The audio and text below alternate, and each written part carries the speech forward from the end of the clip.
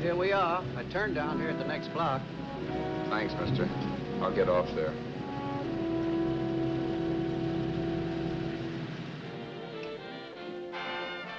Want anything else? No. Hey, you. Me? Yeah, you. So where you heading? East. Too bad. I thought if you was heading north, I might be able to help you out. I'm pushing the Salt Lake, and I don't like to ride it alone at night. I'm one of those guys that got to talk or I fall asleep. Oh, sure, you might. My partner, he's got Lou to keep him company, but I ain't got nobody at all. Where you coming from? West. Yeah, sure, I know, but where, L.A.? Maybe. Got a cousin out in L.A. You don't say. Yeah, he's been out. You're not much of a talker, are you? My mother taught me never to speak to strangers. Oh, a wise guy. So what? Okay, okay, don't get sore. Just trying to be sociable, that's all. Hey, Glamorous. You change for a dime, will you?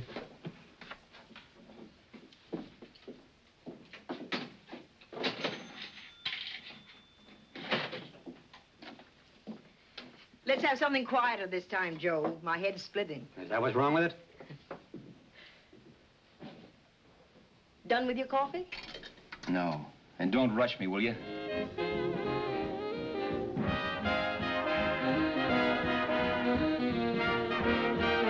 Hey, turn that off. Will you turn that thing off? What's eating you now? Yeah, what's eating you? That music, it stinks. Oh, you don't like it, huh? No, turn it off. Oh, wait a minute, pal.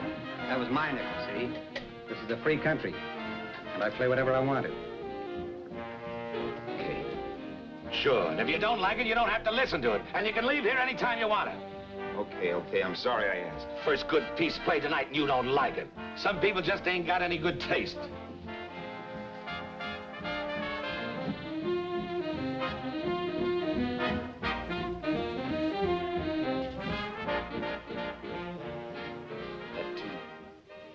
That tune.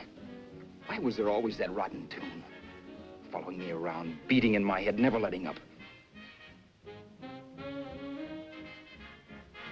Did you ever want to forget anything?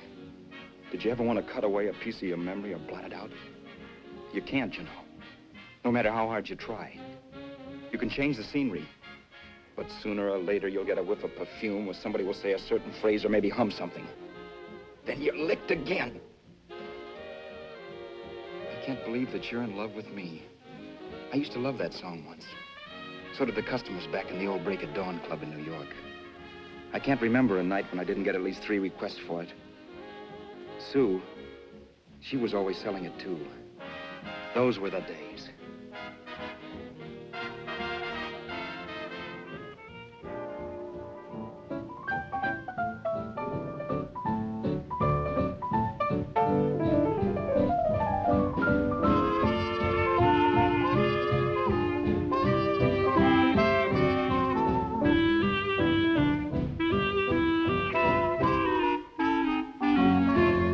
Your eyes are blue, your kisses too. I never knew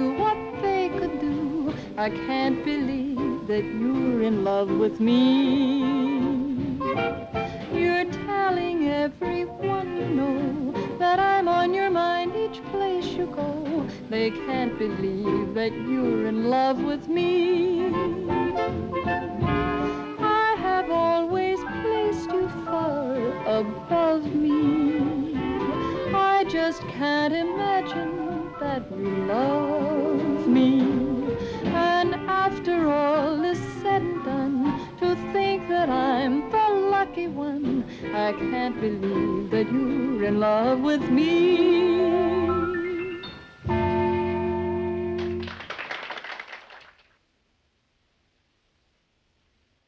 It wasn't much of a club, really. You know the kind. A joint where you could have a sandwich and a few drinks and run interference for your girl on the dance floor.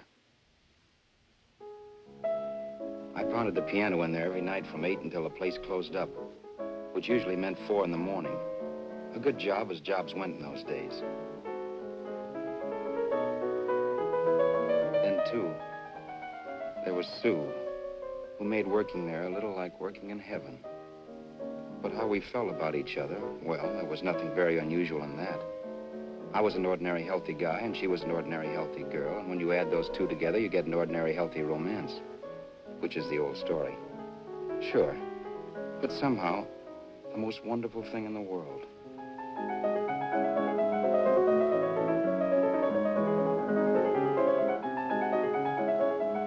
All in all, I was a pretty lucky guy.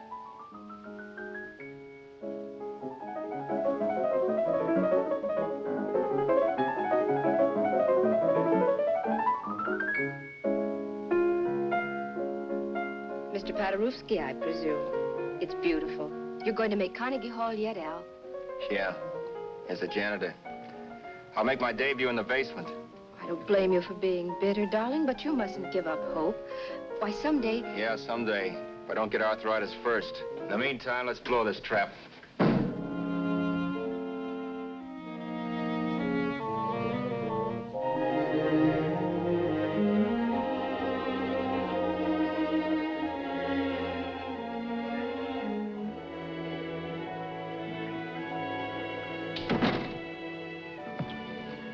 Like to get something to eat, hon? Oh, I don't think so, Al. I lose my appetite working in this flea bag. Let's go home. Okay. I can't stand much more of that dump. Did you see that drunk tonight trying to paw me? No, what drunk? Does it matter what drunk? Say, what's the matter with you tonight, darling? That's the third time you started to tell me something and then stopped. We shouldn't have any secrets from each other, Sue. Next week, we're going to make with the ring and the license. You and me will be a team. Yes, that's right. In the Bush League. I don't get you. We've been struck out. It's a funny way to talk, darling. Don't you want to marry me? Al, look, I love you. You know I do, and I want to marry you. But? But not now. Only after we've made good. Sunday, I'm going away. Oh, I know you'll think it's silly. That's why I hesitated to tell you. But I'm going to California. I want to try my luck in Hollywood. That's the most stupid thing I ever heard of. Don't you know millions of people go out there every year and wind up polishing cuspidors? I thought you had better sense. You sound as if you don't think I have any talent. That has nothing to do with it. I'll make out all right. Maybe. But what about me? Doesn't it mean anything to you that you're busting up all our plans? We may not see each other for years? It won't be that long. I thought you loved me. I do. You know I do. Well, here we are. Al, why can't you see my side of it? I'm young. We both are, and we've got all the time in the world to settle down. Oh, really, darling, what I'm doing is the only sane thing to do. I hate the thought of being so far away from you, but we'll be together again someday. Maybe you'll decide to come out too later on. So long. Al, aren't you going to kiss me goodnight? Sure, why not? Good night.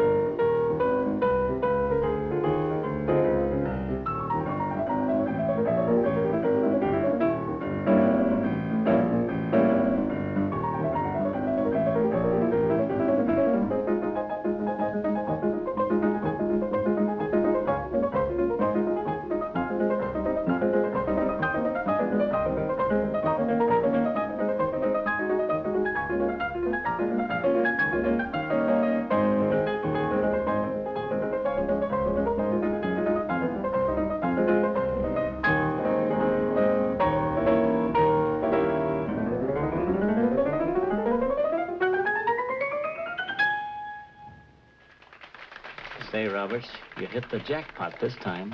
$10. Thanks.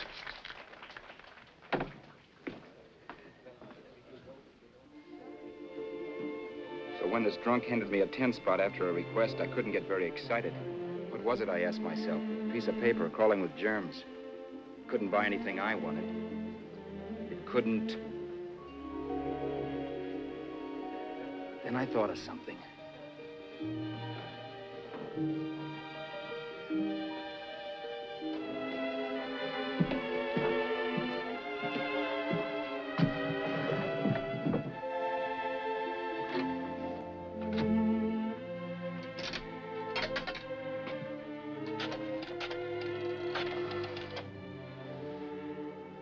Long distance. I'd like to put a call through to Los Angeles. Miss Harvey. Sue Harvey, Harvey. The number is Crestview 65723.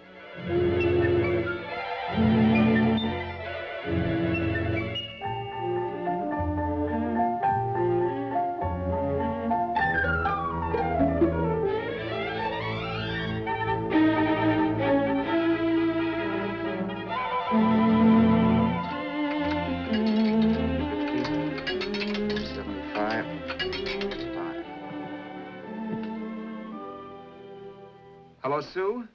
This is Al. Oh, baby, it's great to hear from you, too. What's that? You do? Oh, me too, darling. I thought I'd go batty without you. I just had to... Huh? You're working as a hashlinger? Gee, honey, that's tough. Those guys out in Hollywood don't know the real thing when it's right in front of them. You just stick it out, Sue, baby. Keep going around to those casting offices. I'm sure you'll click.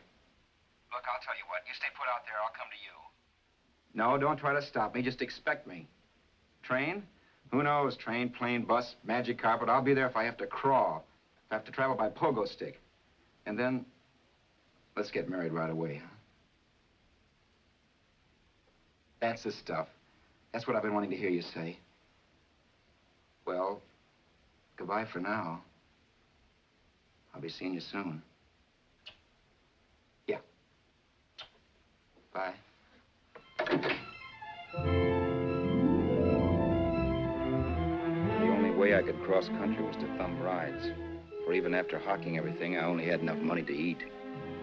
Money. You know what that is. It's the stuff you never have enough of. Little green things with George Washington's picture that men slave for, commit crimes for, die for. It's the stuff that has caused more trouble in the world than anything else we ever invented. Simply because there's too little of it. At least I had too little of it. So it was me for the thumb.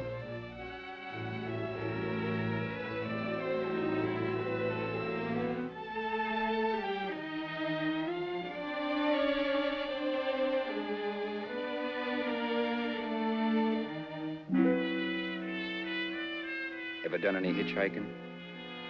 It's not much fun, believe me. Oh, yeah, I know all about how it's an education, how you get to meet a lot of people and all that. But me, from now on, I'll take my education in college, or in PS 62, or I'll send $1.98 in stamps for 10 easy lessons.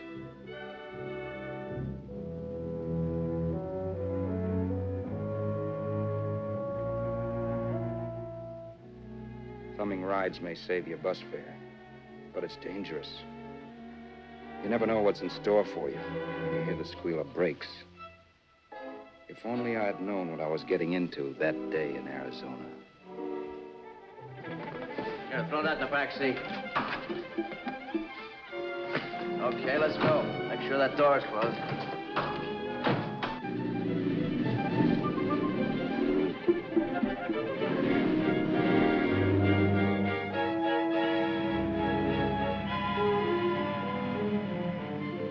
You know, Emily Post ought to write a book of rules for guys thumbing rides.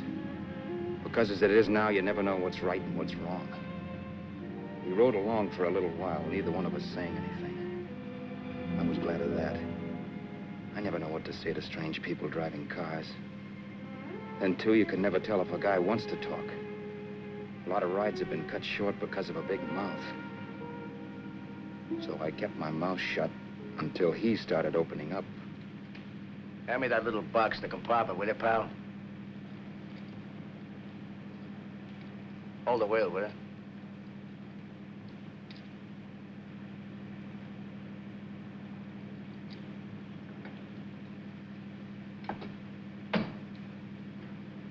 How far are you going? L.A. Wow, you're really traveling, aren't you? Yeah, but I don't expect to make it for a couple of years at the rate I've been promoting rides. Not much luck, huh?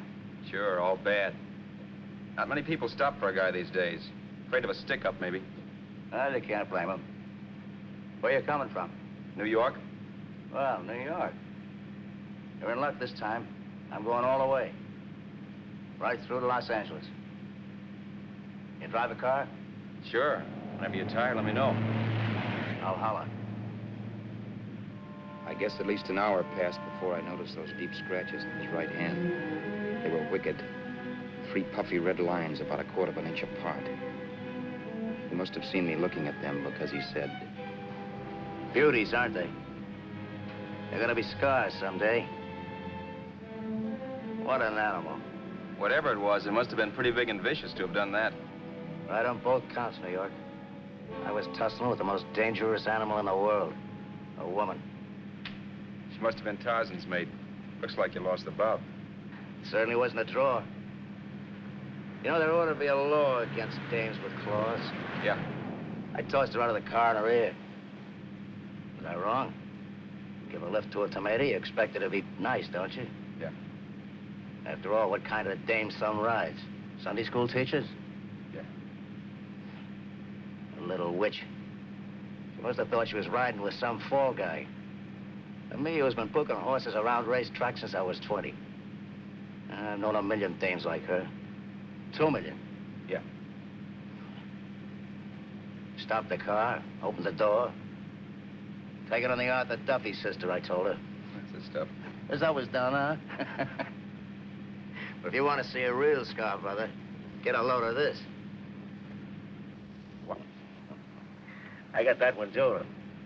Duly? Yeah, we're just kidding, of course. My dad owned a couple of Franco-Prussian sabers. Kept them on the wall for decorations. Well, one day, another kid and I took them down when the old man wasn't around. Had a duel. He got me in the arm here. Pretty mean cut. Infection set in later. Yeah, I can see that. Now, give me that box again, will you? Yeah.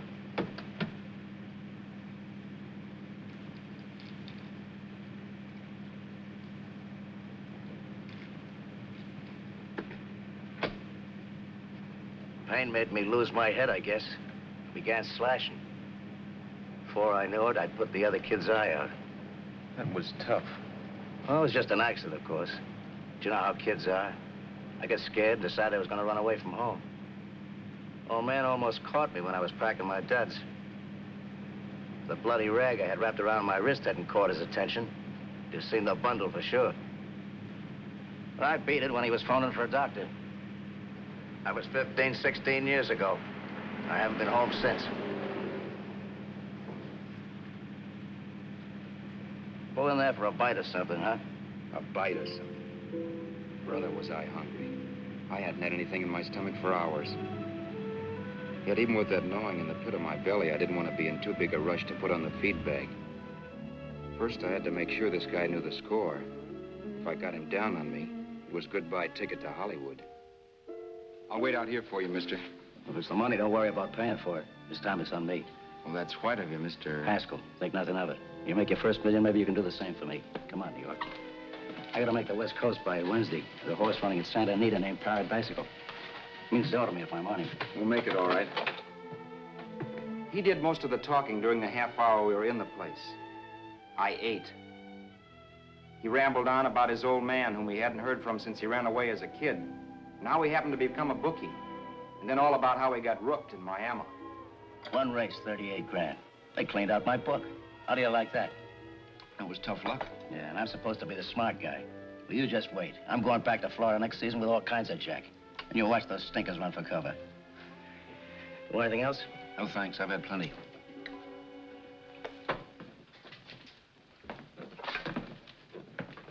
That check there, sister?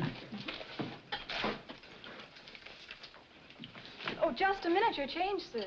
Keep it, sister. Oh, thank you, sir. Call again. I'll be waiting outside for you when you finish work. Sharp check, huh?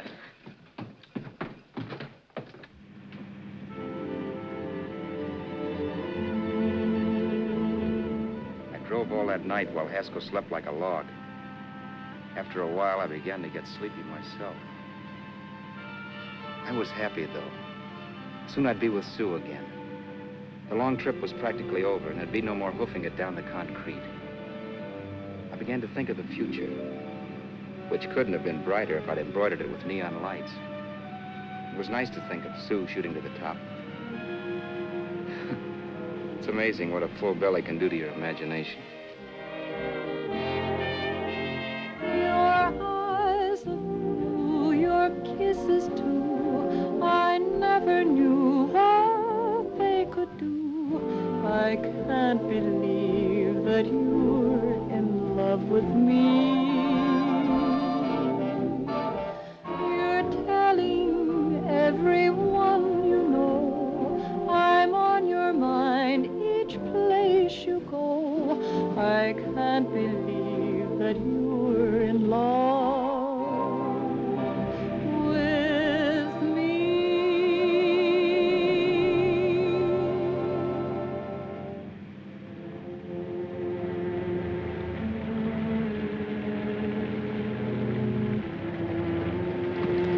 Mr. Haskell. Mr. Haskell. Mr. Haskell, wake up. It's raining. Don't you think we ought to stop and put up the top?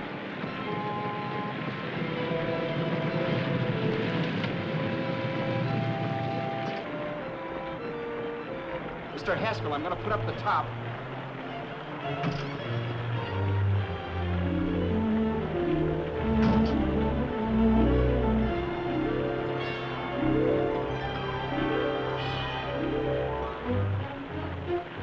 Up until then, I had done things my way. But from then on, something else stepped in and shunted me off to a different destination than the one I had picked for myself. For when I pulled open that door... Mr. Haskell, what's the matter? Are you hurt? Are you hurt, Mr. Haskell? Start your sermon. I'll listen to it. But I know what you're going to hand me even before you open your mouths. You're going to tell me you don't believe my story of how Haskell died and give me that don't make me laugh expression on your smug faces.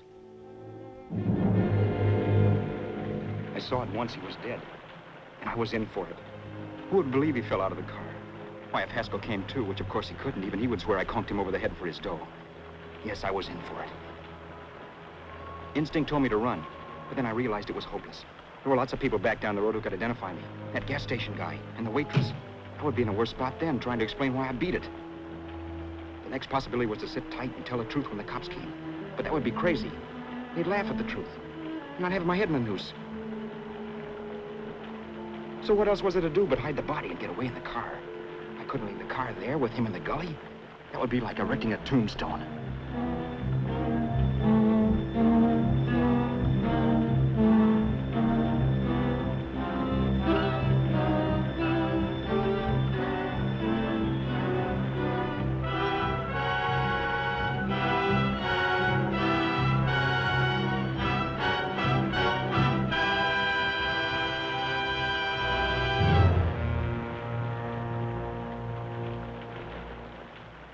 My idea was to cover him with brush, not to rob him.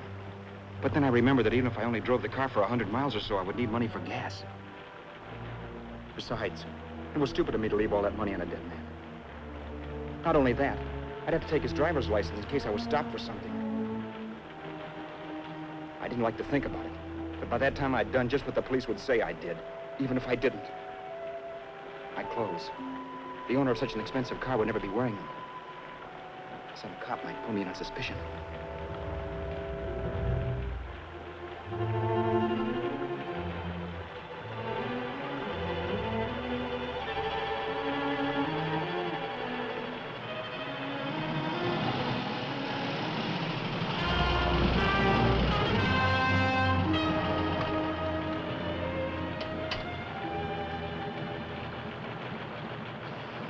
Hey, you, this your car?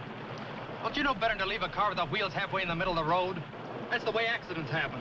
I'm sorry, officer. I was just putting up my top. I didn't think. Well, the next time, think.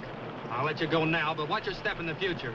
I know that's a lonely stretch, but cars come by here once in a while, and we have plenty of crack-ups. Thanks, officer.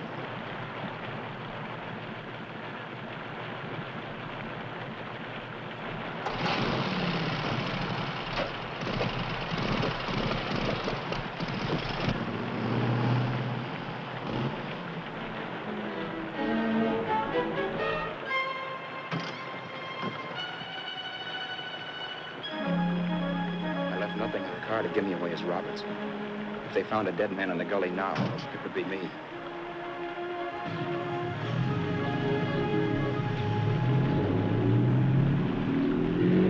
As I drove off, it was still raining. The drops streaked down the windshield like tears. I kept imagining I was being followed and that I could hear sirens back in the distance. Just how long it took me to cover the 60-odd miles to the California state line, I don't know. I lost all track of time. But the rain had stopped and the sun was up when I pulled up to the inspection station. Hello? Carrying any fruits or vegetables? No. Any livestock or poultry? No. I'd like to see your registration and driver's license, please. Anything in the baggage compartment? Just baggage. Charles Haskell, Jr., age 30, brown eyes, dark hair. Identifying marks, none. Are you Charles Haskell, Jr.? Yes. Well, remember, if you're employed and you stay over 30 days, you take out California plates. All right, officer, but I'll only be in the state a short while. Right, you can go now.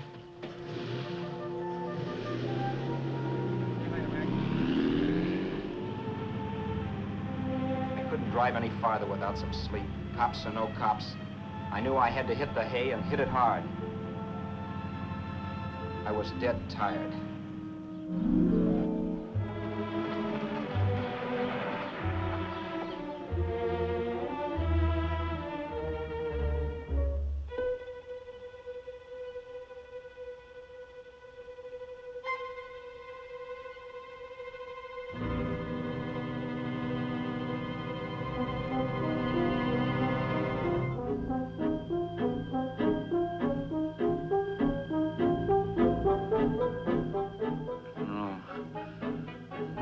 Mr. Haskell.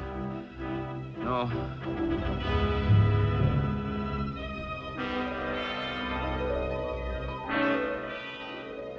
Mr. Haskell, you can't die. I think I did it. No, Mr. Haskell. No. No.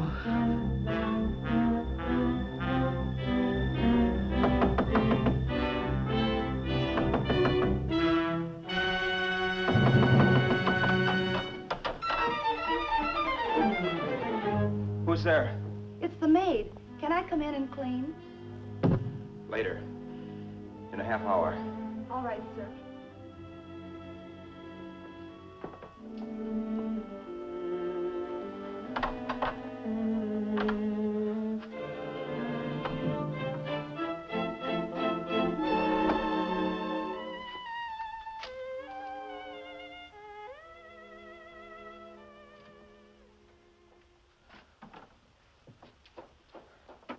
There was no time to lose. Every minute I had to be Charles Haskell was dangerous. And I'd have to be Charles Haskell until I got to some city where I could leave the car and be swallowed up.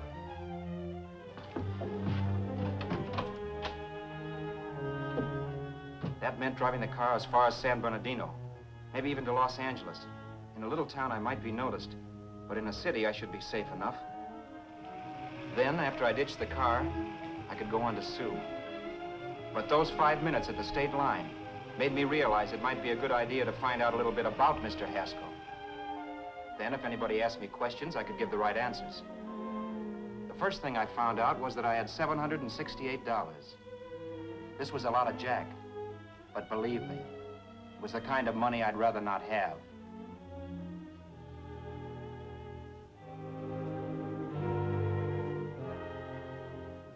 And then I found out from a letter Haskell was carting around in his bag that he wasn't the open-handed, easygoing big shot who went around buying dinners for strange hitchhikers.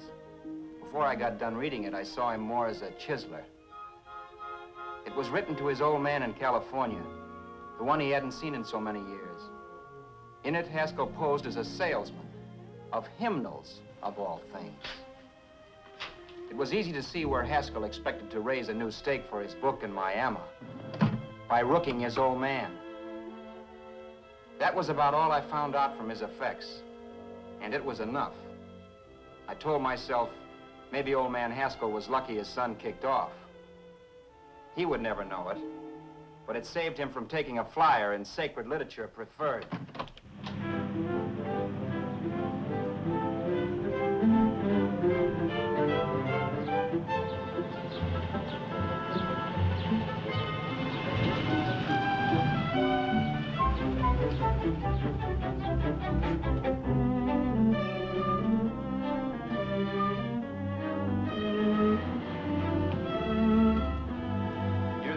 At Desert Center, I pulled up for water.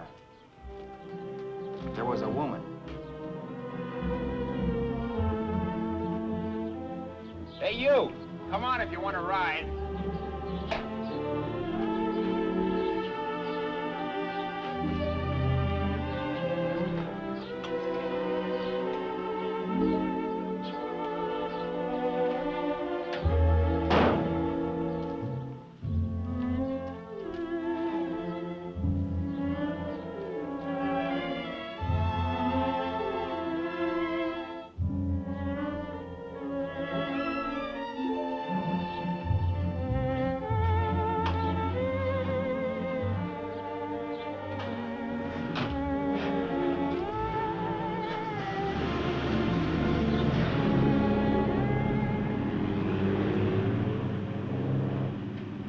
How far are you going?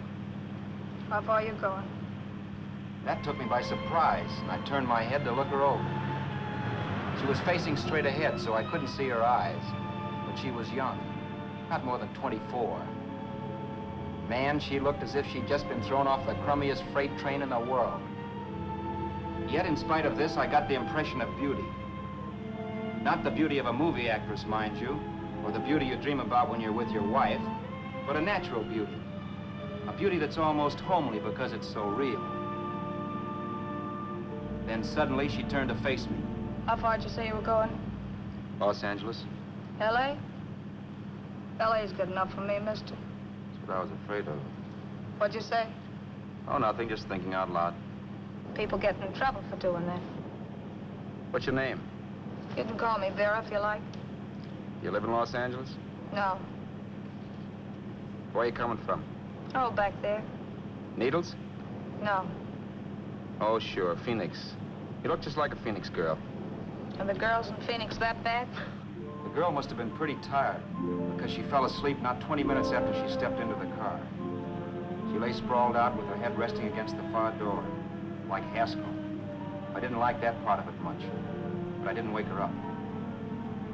It wasn't that this girl still worried me.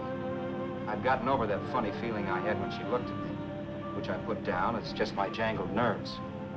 With her eyes closed and the tenseness gone out of her, she seemed harmless enough. And instead of disliking her, I began to feel sorry for her. The poor kid probably had had a rough time of it. Who was she, anyway? And why was she going to Los Angeles? And where'd she come from in the first place? The only thing I knew about her was her name. Not that it made any difference. A few hours more and we'd be in Hollywood. I'd forget where I parked the car and look up Sue. This nightmare of being a dead man would be over. Who this dame was, well, it was no business of mine. Where did you leave his body? Where did you leave the owner of this car? You're not fooling anyone. This buggy belongs to a guy named Haskell. That's not you, mister. You're out of your mind. That's my name, Charles Haskell. I can prove it. It's my driver's Save license. yourself the trouble, mister. Having Haskell's wallet only makes it worse. It just so happens I rode with Charlie Haskell, all the way from Louisiana. He picked me up outside of Shreveport. You rode? You heard me. Then it all came back to me. All the talk about dueling and scars and scratches. There was no doubt about it. Vera must be the woman Haskell had mentioned. She must have passed me while I slept. Well, I'm waiting. My goose was cooked. She had me. That Haskell guy wasn't dead yet. He wasn't stretched out stiff and cold in any Arizona gully. He was sitting right there in the car, laughing like mad while he haunted me. Well? There was nothing I could say. It was her move. Vera, whatever her name was. It was just my luck picking her up on the road. It couldn't have been Helen, or Mary, or Evelyn, or Ruth. It had to be the very last person I should ever have met. That's life. Whichever way you turn, fate sticks out a foot to trip you.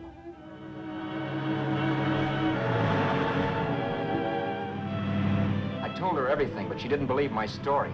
I should have saved my breath. That's the greatest cock and bull story I ever heard. So he fell out of his car. Say, who do you think you're talking to, a hick?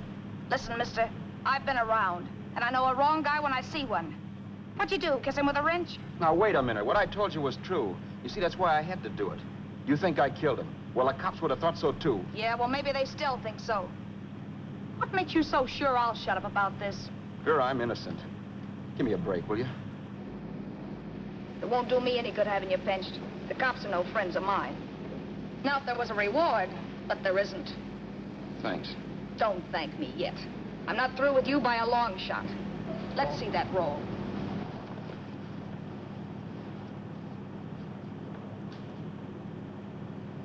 Is that all Haskell had? Isn't it enough? No, I thought he had more. Not that I know of. You can search me. You think I'm holding out on you? Well, maybe I will at that. He told me he was going to bet $3,000 on a horse named Paradisical on Wednesday at Santa Anita. He was stringing you along. He meant 300. Maybe. Sure, $3, 300. He was a piece of cheese, a big blowhard. Listen, mister, don't try and tell me anything about Charlie Haskell. Remember, I knew him better than you did. Okay, then you knew he was a four-flusher. That explains the $3 bet. I'm not so sure he didn't have that $3,000. Why should I believe you? You got all the earmarks of a cheap crook. Now, wait a minute. Shut up. You're a cheap crook and you killed him. For 2 cents, I'd change my mind and turn you in. I don't like you. All right. Don't get sore. I'm not getting sore. But just remember who's boss around here. If you shut up and don't give me any arguments, you'll have nothing to worry about. But if you act wise, well, mister, you'll pop into jail so fast it'll give you the bends. I'm not arguing. Well, see that you don't.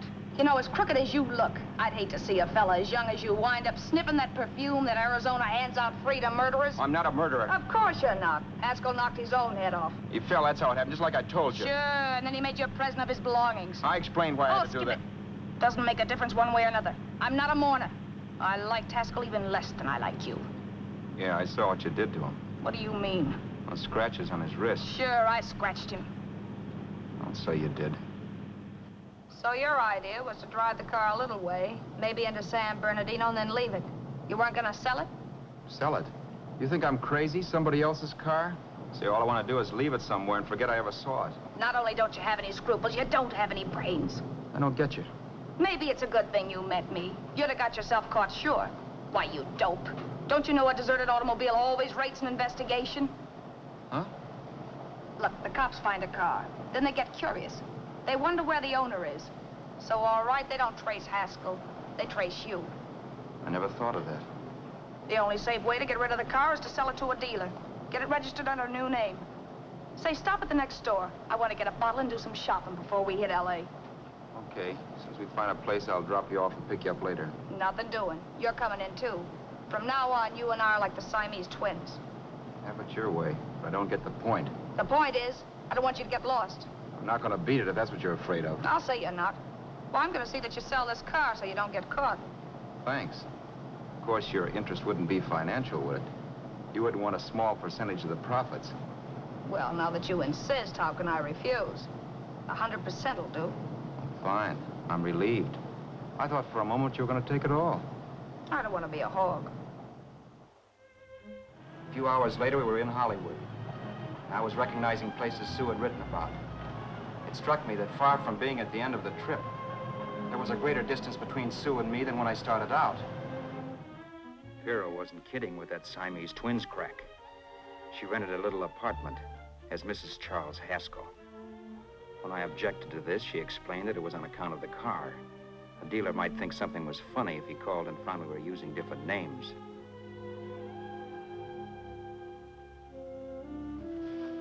Home, sweet home. Yeah. Not bad, either.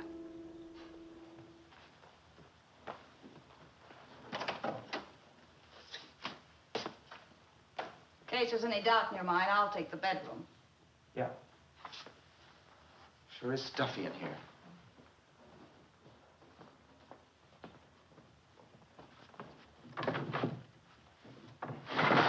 Keep the window shut. Okay.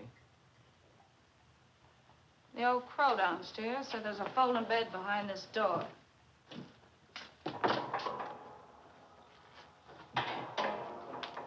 You know how to work it? I invented it. Some joint. One can't have everything.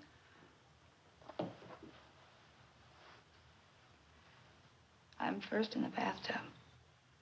I don't know why, but I figured you would be.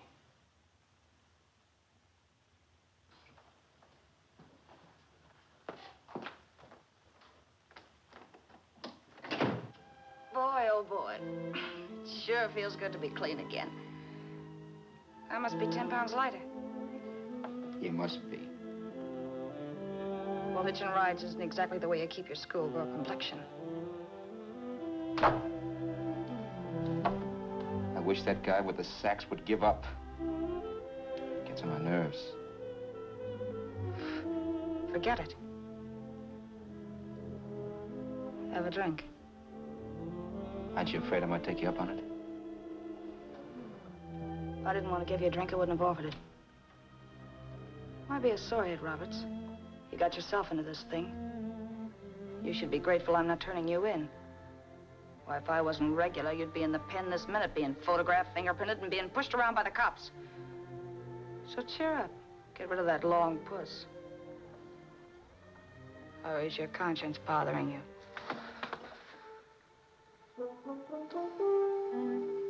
No. It isn't. Swell. That's the spirit. He's dead and no mooning around to bring him back. Anyway, I never could understand this worrying about something that's over and done with. Now, look, Vera, for the last time, I didn't kill him. Haskell was a sick man. Maybe he was dead before he fell out of the car. I don't know. Sure. He died of old age. All right. So if it'll make you sociable, you didn't kill him.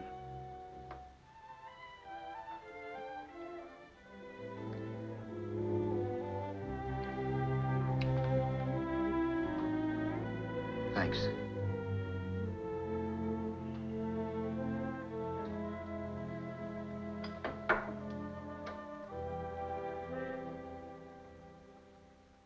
We're out of liquor, Roberts. Yeah. Too bad. I felt like getting tight tonight. Well, I think you succeeded. A Mai Tai? As a prima donna's corset. That's good. I wanted to get tight. Why? What have you got to get tight about? Oh, I don't know. Few things. Huh. You should have my worries. If I had your troubles, I'd stay sober. And I've got the key to that door. Yeah. Maybe you're right. I'm always right. You know, I don't like your attitude, Roberts. Well, there's a lot of things I don't like. Sure. But life's like a ball game. You gotta take a swing at whatever comes along before you wake up and find it's a ninth inning. I bet you read that somewhere. That's the trouble with you, Roberts. All you do is bellyache. Instead of taking it easy and, well, trying to make the best of things. But maybe that's what's wrong with the whole world. Get the professor. People knock themselves out trying to buck fate. Now, take you, for instance. You're lucky to be alive. Why, suppose Haskell had pulled open your door. You'd be playing a harp now. Think of that. You think of it. I'm tired of thinking. There's plenty of people dying this minute. I would give anything to trade places with you. I know what I'm talking about. I'm not so sure. At least they know they're done for. They don't have to sweat blood wondering if they are. Your philosophy stinks, pal. We all know we're gonna kick off someday. It's only a question of when. But what's got us on this subject anyway? We'll be discussing politics next. Yeah. Where'd you hide the butts? On the table, sucker.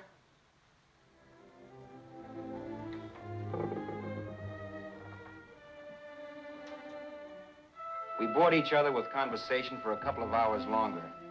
Every 5 minutes, one of us was wishing we had another bottle or a radio or something to read.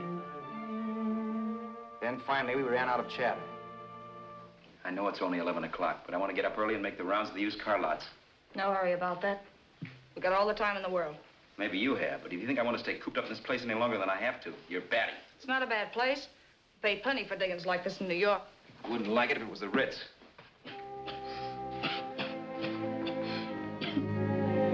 Rotten liquor. You got a mean cough. Want to do something about it. I'll be all right. That's what Camille said. Nobody you know. Wasn't that the dame that died of consumption? Yeah. Wouldn't it be a break for you if I did kick off? You'd be free with all Haskell's dough and car. I don't want to see anybody die. Not even me. Especially not you. One person died of me. If you did, well, that's all I need. You don't like me, do you, Roberts? Like you. I love you. My favorite sport is being kept prisoner. After we sell the car, you can go to blazes for all I care, but not until then.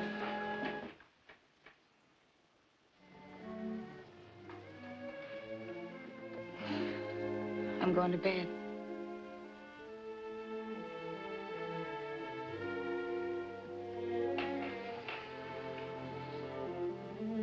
Good night, Roberts. Don't try and sneak away during the night. All the doors are locked. Anyway, if I find you gone in the morning, I'll notify the police. They'll pick you up. Don't worry, I know when I'm in a spot. Well, good night. I hope that portable rack isn't too uncomfortable for you. Don't lose any sleep over it, will you, Curva?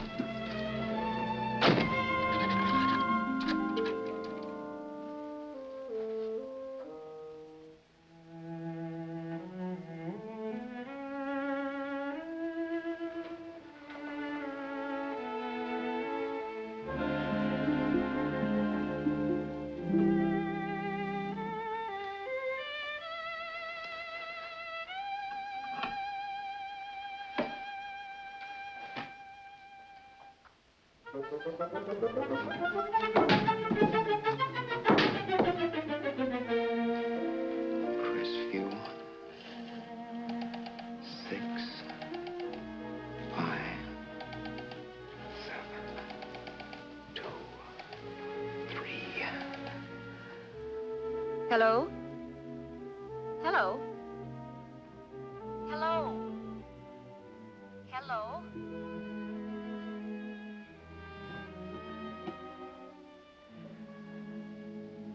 No. Not yet, darling. Tomorrow. Maybe. If this were fiction, I would fall in love with Vera, marry her and make a respectable woman of her, or else she'd make some supreme Class A sacrifice for me and die. Sue and I would bawl a little over her grave and make some crack about there's good in all of us. But Vera, unfortunately, was just as rotten in the morning as she'd been the night before. All right, I'm coming. Look, Vera, it's almost noon. So what? The dealers will be there all day. I'll be there all year, too, but that doesn't mean I'm going to wait that long. Shut up. You're making noises like a husband. Well, do I rate a whistle? You sure do, but let's go. Let's go, let's go. I spent $85 and 2 hours preparing bait, and all you can say is let's go. Come on.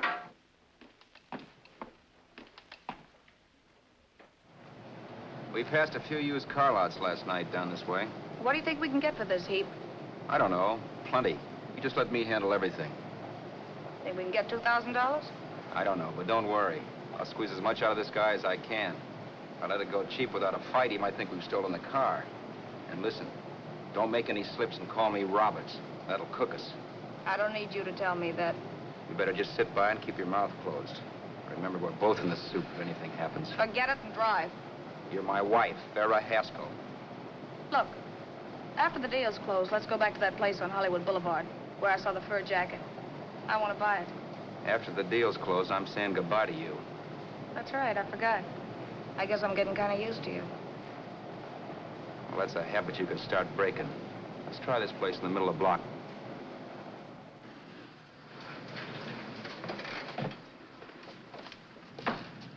Good afternoon. What can I do for you? We're interested in selling a car. If the price is right. Well, if it's in good mechanical condition, it should blue book for about $1,600. Tony, take a look at this motor. 1,600. Are you kidding?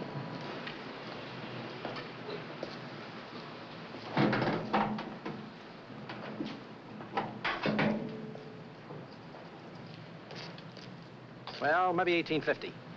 Before I let it go for $1,850, I'll wreck it and collect the insurance first.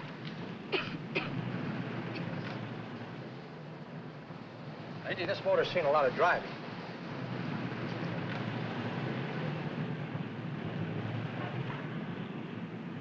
Well, the mechanic inspected the car. We haggled. At last, when we were all worn out, we hit a compromise. His price. Okay, it's a deal. All right, come in, we'll sign the papers. I have the ownership papers right here with me. Look, Vera, in the meantime, will you clean out the dash compartment? There may be some stuff in it. All right, darling. 1,850 bucks. That dirty crook.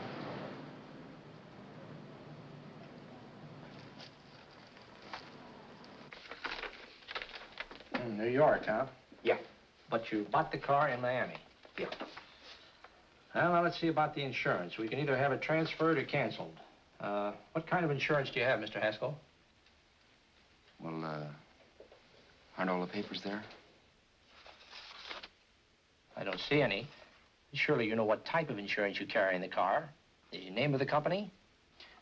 Yeah, but, Well, if you'll just tell me the name of the company, I'd be very glad to take care of all the details. Well, Did you sign the papers yet? not yet. Well, don't. We're not selling the car. Oh, wait a minute, Miss Haskell. Come on, darling. What's the matter? You changed your mind? Yes, I'm sorry. I guess I have. But, Vera... Let's go.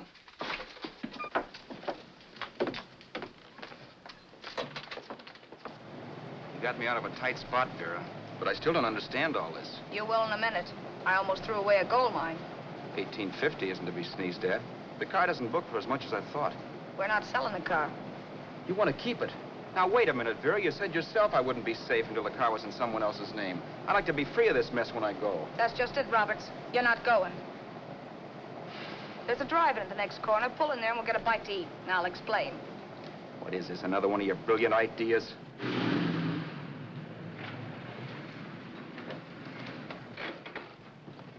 Oh, may I take your order? Make mine a ham sandwich and coffee. And for you, sir? Oh, I don't care. The same.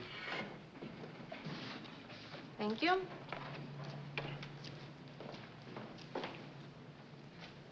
Get this, Vera. I've been pretty patient so far.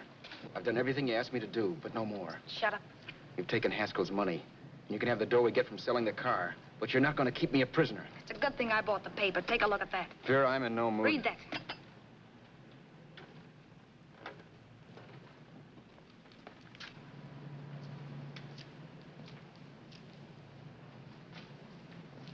No. Yes. No, I won't do it. Yes, you will. You think I'm crazy? It's impossible, I tell you. Excuse me.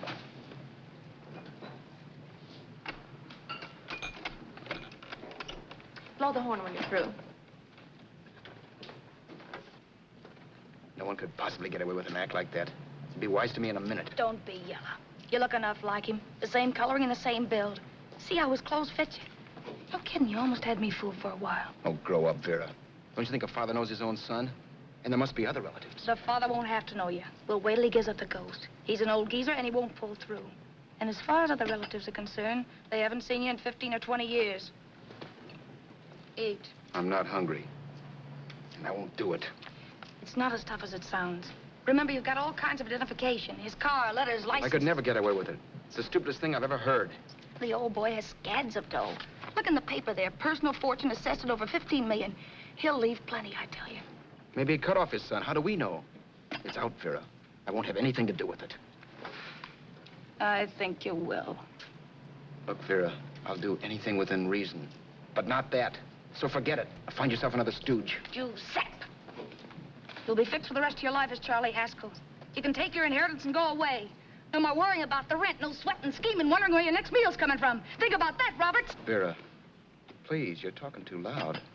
On this, I'm splitting 50-50 with you. Sure, why not? We're both alike, both born in the same gutter. Now, take it easy, Vera. There's people around here. You don't know what you're talking about. We'll wait till we read that old man Haskell's dead. And you show up. Like you read in New York that he was sick. No. Suppose he doesn't die. He will. I know he will. Something tells me.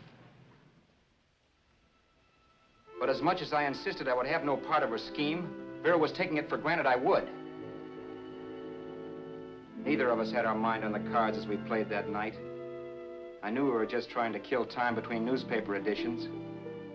This was a death watch for Vera. Maybe it was for me, too. Don't you realize if I'm caught, they'll want to know where I got the car and stuff, and they'll have me on a murder charge. If you're smart, you won't get caught. I knocked with 7. And if I'm caught, don't you realize you'll be out, too?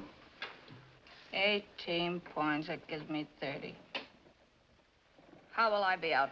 You'll be out $1,850 we would have gotten on the car.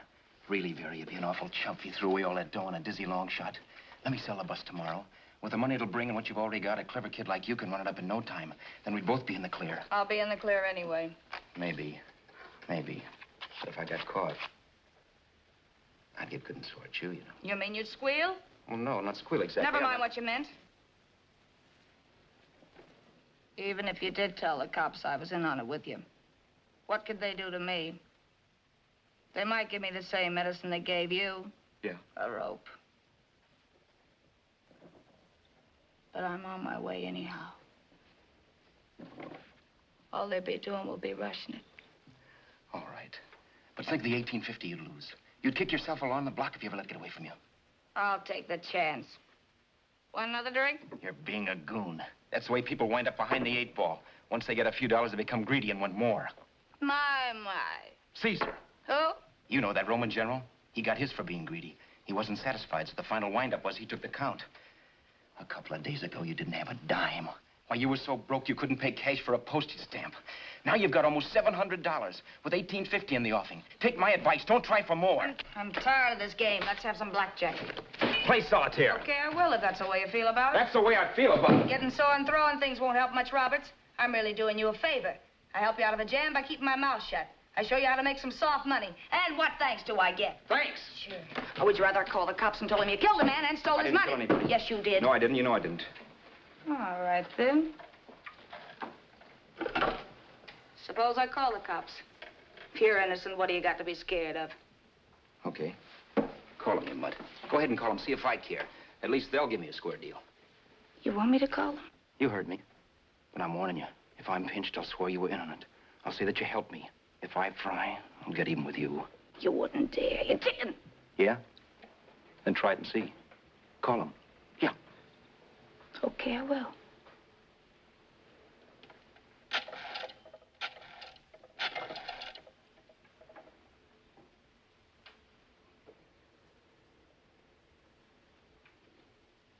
Information? I want the number at the Hollywood police station. Okay, I got it. Thanks. Wait a minute, Vera. You wouldn't do that. Wouldn't I? Give me that and I'll show you if I would. Take it easy now. Let's talk this over. This was early in the evening, and the conversation, while hectic, was at least pitched low. But as the minutes passed, and more obstacles to her plan popped into my head, the air got blue. Each word coming from our lips cracked like a whip. I reminded her that as Charles Haskell, I didn't even know my mother's name, where I'd gone to school, the name of my best friend, whether I had an Aunt Emma or not, my religion, and if I'd ever owned a dog. I didn't even know what my middle initial stood for. I also pointed out that the real Haskell had a scar on his forearm. His people never saw that scar. He told me he ran away right after putting out the kid's eye. Yeah, but his father knew he was cut. It'd have to be some kind of a mark. So what? The old man's dead, or will be. I hope by tomorrow morning's papers. Anyway, you could cut yourself a little, couldn't you? Boy, for that kind of dough, I'd let you cut my leg off. You're drunk and you're crazy mad, Vera. Turn me in if you want to, but I won't get mixed up in this. Besides, how do we know? Haskell was such a phony. Maybe it wasn't the man's son at all. Maybe he just dreamed it up. Well, dreaming or not, you won't be dreaming when the law taps you on the shoulder. There's a cute little gas chamber waiting for you, Roberts. And I hear extradition to Arizona's a cinch. Where's that phone?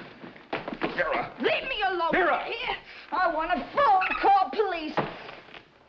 I hate you, you stinker. You leave me alone. I'll let you alone when you promise to leave the phone where it is. You're drunk. You don't know what you're doing. You're hurting me. Will you promise?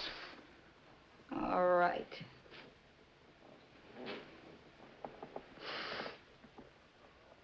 You hurt me. I'm sorry, but... And it's hot in here. Open up a window. It's not hot. Don't tell me. Now, do you do it or do I do it? You're no gentleman, see? Yeah. All right. I'll open up the window. Vera!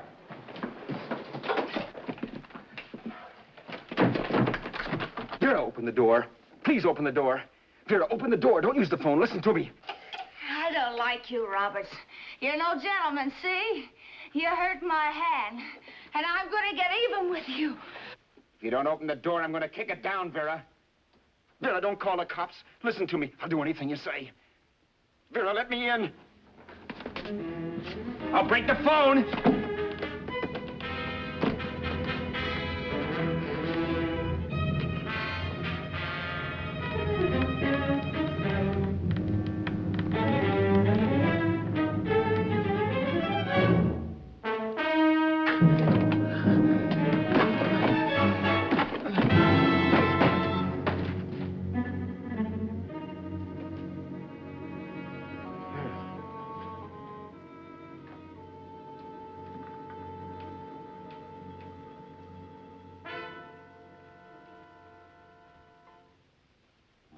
The world is full of skeptics. I know. I'm one myself. In the Haskell business, how many of you would believe he fell out of the car? And now, after killing Vera without really meaning to do it, how many of you would believe it wasn't premeditated? In a jury room, every last man of you would go down shouting that she had me over a barrel and my only out was force. The room was still. So quiet that for a while I wondered if I had suddenly gone deaf. It was pure fear, of course. And I was hysterical. But without making a sound. Vera was dead. And I was her murderer. Murderer. What an awful word that is. But I'd become one. I'd better not get caught. What evidence there was around the place had to be destroyed. And from the looks of things, there was plenty. Looking around the room at things we'd bought was like looking into the faces of 100 people who'd seen us together and who remembered me. This was the kind of testimony I couldn't rub out. No. I could burn clothes and hide bottles for the next 5 years. There'd always be witnesses. The landlady, for one. She could identify me. The car dealer, the waitress in the drive-in, the girl in the dress shop, and that guy in the liquor store. They could all identify me. I was cooked. Done for. I had to get out of there. While once I'd remained beside a dead body, planning carefully how to avoid being accused of killing him, this time I couldn't. This time I was guilty. I knew it. Felt it. I was like a guy suffering from shock. Things were whirling around in my head. I couldn't make myself think right. All I could think of was the guy with the saxophone and what he was playing. It wasn't a love song anymore. It was a dirge.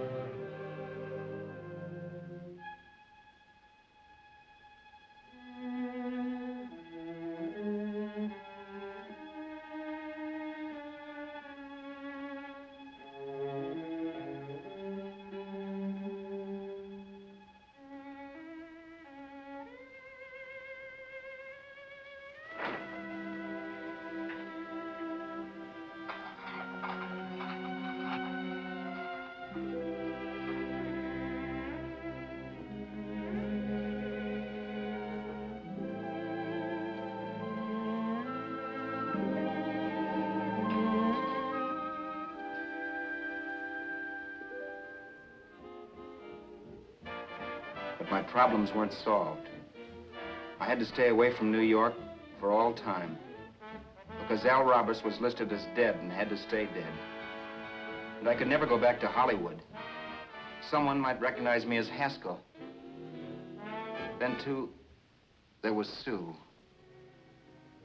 I could never go to her with a thing like this hanging over my head. All I could do was pray she'd be happy.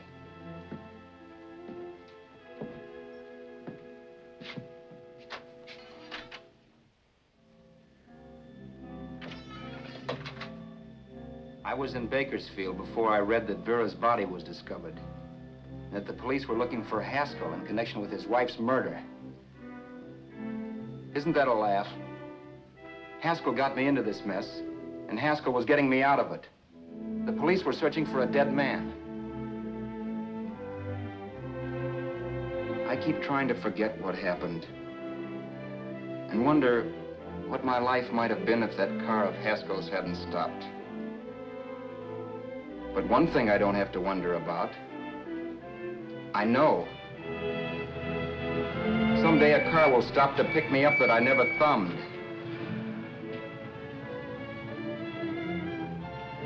Yes. Fate, or some mysterious force, can put the finger on you or me for no good reason at all.